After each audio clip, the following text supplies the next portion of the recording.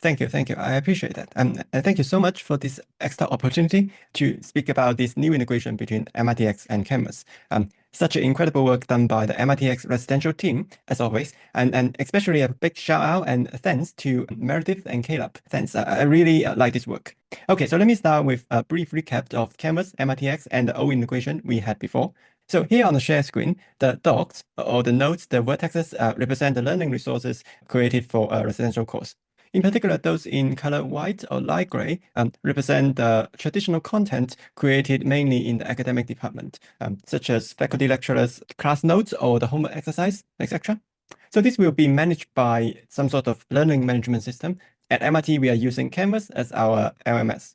But to MIT, this is only half of the story because we also have this extraordinary tradition of in-house MITx production powered by the effort of open learning. And for such original content, MITx can serve as a platform for both authoring and managing purposes. So in short, the takeaway is that we do have two separate systems and hence the desire of integration between them. And this immediately caught my interest because, as I mentioned just now, it has this underlying general idea of bringing two things together, one rooted in the academic department and the other rooted in open learning, and that fascinates me. But yeah, sorry, I digress. Okay, so here we are again, two systems and looking for integration between them. We did have some sort of primitive implementation in the past, which we call the non-LTI integration. What it achieves is some sort of links between the two sites for you to transport students' data, such as a merge button, letting you merge the Canvas enrollment into MITx, as well as a push button, letting you push the MITx grade back to Canvas. But it already sounds a bit unnatural, and indeed it is not really an integration because, for one, everything is just one-way, one-time transport rather than synchronization. So for example, the instructor has to push the student's grades many times throughout the course, one for each graded assignment, in order for Canvas grade to stay up to date. So that was not ideal.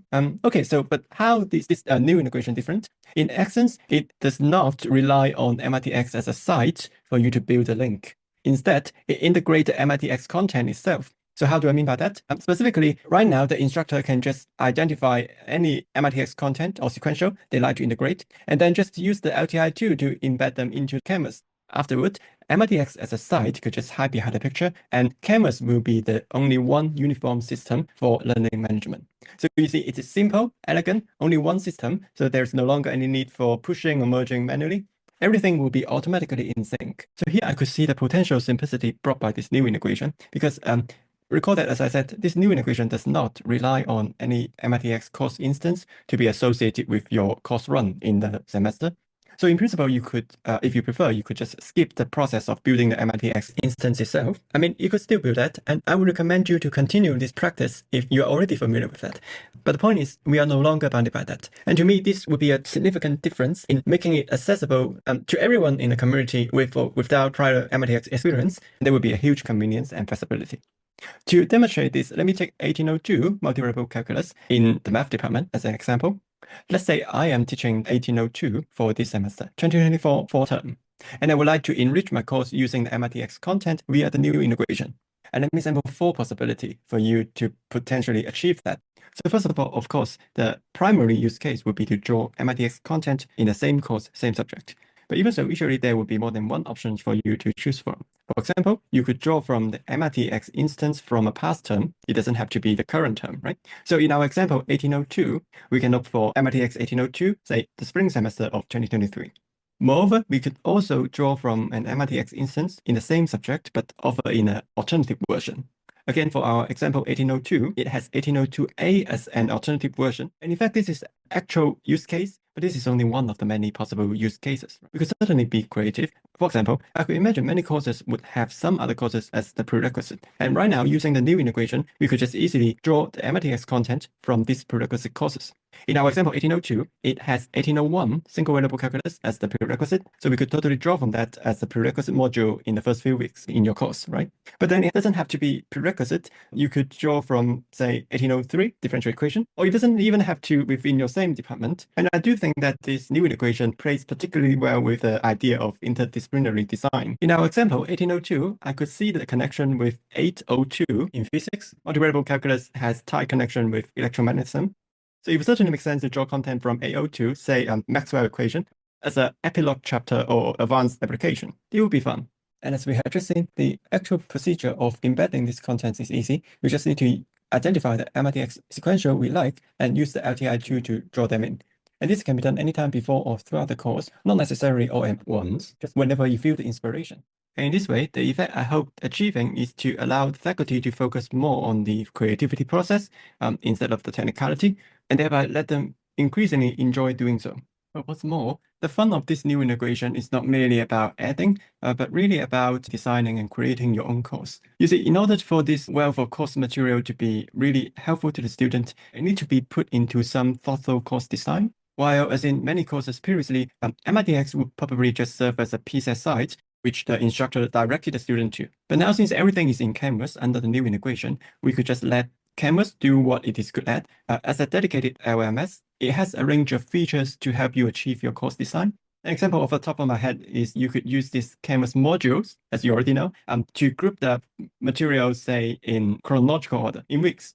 Now, I like the look of this resulting course. If you don't mind me romanticizing this, I would like to think it as using MITx to bring a dash of color or light up my course, as you could see what I did to the graph in the share screen here. Such an enrichment doesn't have to be drastic or complete, just like the coloring and lighting up here. You probably didn't even notice when I did this. But that's exactly my point. The new integration would allow us to keep doing this in a gradual and non-interruptive process, in which, if given time, I would dare to envision a goal where the whole sky lit up. If you don't mind a bit of blue sky thinking. No pun intended. So these are all the residential courses in the schools of science and the schools of engineering, minus the isolated ones. We will look closer into this, but please bear with me reiterating why I think this would work. Because in order to stimulate such creative activity for all our teaching faculty, I personally do think we need to facilitate a way that is gradual, natural, intuitive, not interruptive or disruptive at all in your current workflow, but just available at your fingertip that will indulge your every creative inspiration, even the impulsive ones. And I think the new integration has this characteristic so that you could intuit or see your ideas on the fly, as opposed to, well, before the new integration, we will usually have to decide at the beginning of each term whether we build the MITx instance or not, or all kinds of such yes or no decisions, asking the faculty for commitment. All of these were in the way before you could start your creativity flow, which did hinder the enthusiasm a bit, I think. But now with the new integration, we could introduce the MITx content anytime, and anyone could contribute. Say, today, I as a DLL member feel like converting part of this faculty's lecture notes into a MITx sequential, even just one chapter. All the faculty themselves would subsequently take the interest in converting the whole note. By the way, over time, this has the psychological perk of familiarity, right? So in this way, I do see the possibility of, instead of only relying on a few individuals' hard work pushing MITx, I do see how this could potentially bring in everyone, all teaching faculties, all residential courses, into this effort of quote unquote lighting up the sky. Sorry for spending a bit too much time on expanding this, but it's a recurring theme in this talk, and actually in my thinking in general. Sorry, please bear with me one sec. I need to switch place real quick. But it seems to be a good midpoint for my talk here. What comes next? I will indulge myself, speak more freely of what's been on my mind about this new integration. Some thoughts, some visions. It might be far-fetched, but I hope it will inspire something. Okay, right. Note that all these vertices in the graph are not just me copy and pasting the dogs 1,000 times. These are the actual courses I extracted from the MIT course catalog. Furthermore, what I also extracted and encoded into the graph are the links in between, the edges, the dependency relations, more specifically the prerequisite, the co-requisite between the courses. So here we are not merely looking at some random collection of dots, but instead it is really a map or a landscape, or as I used the term before, a sky or constellation of knowledge. Well, in the two schools, science and engineering for demonstration purpose. As for the colors, science in yellow, engineering in blue. Well, actually, my color code is much more than that. For example, computing has a different hue of blue, as you might have noticed. We can certainly impose some extra constraints, say departments. Think of each department has some gravitational force drawing the departmental courses inward. But personally, I prefer to just let the dependency relation take charge and see how this knowledge beautifully form a map with some spatial sense in it. By the way, this is also the reason why I focus on these two schools, science and engineering, because you see, I could certainly put in each and every one of the residential courses, including the other three schools, unfiltered. I have a complete map for all of those. This will give us an even more aesthetic star map, like on the share screen here. But you see, now we also have these free stars floating around the exteriors here. These are the courses without the dependency relations on record. So there's not much spatial or geometric information about them. So considering most of these are from those three other schools, as we could see more clearly from the share screen here by imposing some force from the school divisions. The science schools and the engineering school, in yellow and blue respectively, are intertwined with each other. Foundational subjects in science extend to or interface with the realm of engineering. And also, interdisciplinary joint courses across the two schools exist at various different levels. While the Sloan School, the SAP, the HAS School, especially the HAS, are drastically different. So yeah, that's why I will need to think more about these three schools and learn more from the people there about how to make some spatial sense in those realms. For now, let me focus on science and engineering in this talk. In fact, I will go one step further to leave those isolated ones out of the picture, as I really want to have a connected tree here, as it can be traced back all the way to its roots, that is the 6 GIR Science Core subject, and sprouting, growing into the more and more advanced subjects. But yeah, sorry, to showcase what we can see or do to this map would take us too far afield, probably in another talk. But yeah, for this talk, let's focus on the new integration. And thereby, let me remark that I don't want to mislead you into thinking this beautiful map is due to the new integration. No, it's not.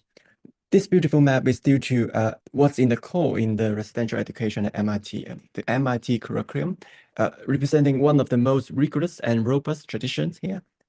Yet, after years and years of refinements and evolutions, then based on this, the new integration allows us to further enrich it by introducing the vibrancy from the MITx side, or the colors of MITx, and moreover facilitate a mechanism or even a momentum for you to expand this color or illumination to more and more courses in the curriculum, happening very naturally along with the daily residential education. This is all great, but there's this glaring question, right? Funny enough, when researching math, we also often venture into two separate realms where we found a connection from one side to the other. And almost always, one of the next question would be, what about the converse? So yeah, so in our MITx-Canvas situation, what about the converse? For now, the coverage of MITx, by which I mean the full-fledged MITx online courses, includes, well, obviously starting with the 6 GIR Science Core in math, physics, biology, and chemistry. And furthermore, also includes a handful of essential subjects, mostly foundational in the departmental program. But of course, other departments play crucial parts in MITx too, and not only in the schools of science, but also in other schools too. I particularly like the rich offerings of MITx in Course 3, Material Science. I also like those IDS courses. We have a nice MicroMasters program in Statistics and Data Science. Of course, there are these popular MITx Course 6. Those are really good too. Yeah, exactly. This is by no means an exhaustive list of all the MITx online we have. But on the other hand, the current offering is not too much longer. Don't get me wrong, this continues expanding in a vibrant pace. But again, in addition to relying on individuals' hard work, I couldn't help but wonder if there is a perspective bringing in everyone naturally, as natural and essential, just like daily residential education. Let's take a second look at the sample residential course that we enrich using MITx. It might probably ring a bell to you, I hope. Could you see that? With something else I showed earlier in this talk. It does bear a certain resemblance to a typical MITx online course, right? So here I could see a potential way how the MITx development could pan out using the residential side as a blueprint. As I explained in the first half of the talk, how we could use the new integration to help bring in MITx to the residential side. And moreover, a momentum to keep drawing, converting, and adding MITx content, all happening naturally throughout the residential education. But we can also switch the perspective to bring MITx to the fore, with the residential curriculum in the background as the underlying blueprint. Then look again, the previous process I described, how residential courses keep absorbing or deriving from MITx. It's actually kind of setting up for MITx for some transformation, right? As illustrated on the share screen here. More specifically, by design of this new integration and all these beneficial features, as I explained in the first half, it can be conversely leveraged as a perfect way of preserving and priming each residential course for potential MITx online production. I'm not saying to make both sides crashing together into one. I think they should never be. The two sides, residential and online global, have different audience and has different methodology and pedagogy. But what I'm trying to say is the process initiated by the new integration would bring the two sides closer and closer together. And once this resemblance between the two worlds start to emerge and reconcile, I believe that it could catalyze a motivation to take the leap to derive the brand new MITx online courses based on the corresponding residential counterparts. By the way, either graph we have been looking at here was oversimplification because recall that a course is represented by not simply vertices or nodes, but instead a network formed by modules of nodes. So let me refine it into the level of modules to show a more accurate picture. It reminds me of, correct me if I misremember, in our mission statement, there's something along the line commitment to generating, disseminating, and preserving knowledge. It is the last of these three I'm particularly thinking about here, preservation of knowledge, which is really the underlying theme I've been thinking throughout this talk. What I see in this MITx-Canvas integration is a potential of being a natural framework of preserving the structural knowledge from everyday residential education. Not only the raw information itself, but also the logical structure thereof, the ordering, the hierarchy, etc. In fact, this would lead to a final part of my talk, but I seem to have run out of time, so let me just roughly give a very basic example. Let's consider paths. Paths are obviously important in a map. For example, you can look around from some fundamental course and see what is next, or you can look ahead towards some advanced course and see what it takes. These are all preserved in the map. But this is only the simplest picture, right? In the full-fledged map, all these paths will have multiple entrances and exits from different directions. And of course, I would wish to preserve all these structures, but you see, the new MITx-Canvas integration has such modularization mindset built in. This may convey one of the reasons why I view this new integration an ideal way to keep completing the map. And moreover, we can always take one step further to be more granular. For example, if we refine into the level of subsections, topics, then the map will become even more real and more smooth. And while I could keep going to show a more and more refined picture, let me allude to something even better. As this is an LMS integration with our own in-house MITx, right? So if we are really making use of this new integration to get the best of the both worlds, we are actually going to have the finest information of our own courses. That is the source on MITx, MITx's very own system, customizable to our need. Admittedly, none of this sounds particularly electrifying alone. I probably wouldn't make it to talk 10 years ago. But I would like to remark that throughout this talk, I have been refraining from saying this popular term because I don't want you to think I'm jumping on the bandwagon or talking about something I haven't fully understood. But what I was saying in the past 5 minutes would make more sense, and perhaps even different sense in this particular context, where humans and machines think together. On this, let me conclude by summarizing everything in a chain of thought. We start with something most traditional at MIT, our academic program, the residential curriculum. When I tried to understand it, I found myself essentially charting our map. Because if you think about it, what I've shown is indeed like a conventional map, right? For example, you can situate and orientate yourself. You can look ahead and look around, evaluate attributes and measures, identify community and landmarks, etc. And interestingly, it also goes beyond a conventional map. I have touched on how the map can precede the territory. As another example, I could bring in all other universities' map to help shape my own map. This is what I call a map of maps. Actually, I have skipped a crucial part of this story. The students, right? How they traverse the map will tell us a lot. The observer is the observed, yeah? But let me save all this for another talk, because what I'm trying to propose is not only this, as curricular knowledge graph is non-news. So let me clarify what's really on my mind that intrigues me in terms of the three basic questions: what, how, and why. First, what? What is it that I'm trying to achieve? The answer is a map as large as the territory. I want to capture our residential education to the maximal extent. So, in terms of the map, I want a microscopic local map of each and every subject, together filling up the macroscopic global map of the full territory. Here, for the global map, there is a unique answer: our residential curriculum, right? As being the most rigorous and robust blueprint from more than 100 years perfection. So this is already charted out, as shown before. So the crux is that what is the local map of the subject or city? Well, at MIT there is actually a perfectly fitted answer too, which open learning has been paving the way for more than 20 years. Our MITx, right?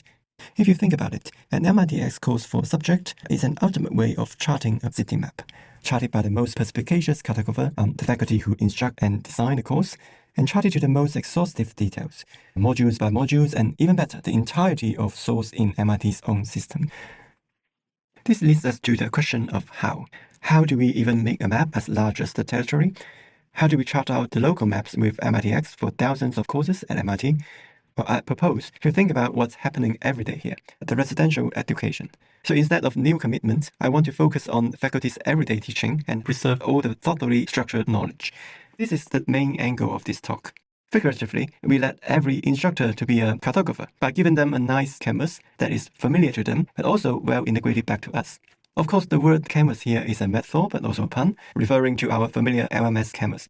The MITx-Canvas integration allows structured knowledge to be transported in both directions, naively from MITx to Canvas, but this could be a two-way dynamic. I try to explain this a bit in this talk, but probably not perfectly clarifying. Actually, let me show you next time a proof of concept I'm working on. The upshot, I hope, is a natural, non-interrupted process of continuously completing the map with MITx across the entire institute. Lastly, we come to the question of why, or so what? Why do I bother to make a map as large as the territory?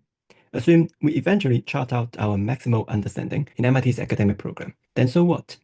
Recall that written in MIT's mission statement are the commitment to generating, disseminating, and preserving knowledge. Knowledge generation and dissemination, or if you like, a reprise of mind and hand, has been in the center stage for more than 100 years.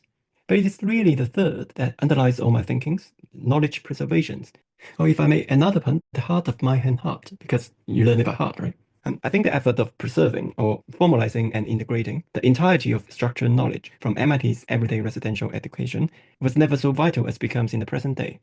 It is not merely because this knowledge is becoming more and more reachable and readable, but really it's about the prospect of turning this linear order, generation, dissemination, preservation, into a cycle. As you see, it is no longer only preservation of what is generated, but also generation from what is preserved. So there has been a latent goal of the map to perhaps precede some generative role in the future. But back to the present a bit, I do want to clarify that I have been indulging myself with some blue sky thinking in this talk. Regarding practical usage right now, the new integration is really a beginning under active development. But ideationally, in this talk, I was trying to convey what I see in this new integration so that we could perhaps together continue bringing it toward this vision, along with other parallel projects I'm working on, toward the same goal. Because I really think this picture is something we want in MIT's future. I very much look forward to perhaps reporting back to you sometime in the future. So I think I should stop here. Thank again the MITx Residential team for this amazing work. Thank Caleb and Meredith. I look forward to what beautiful things this will lead to.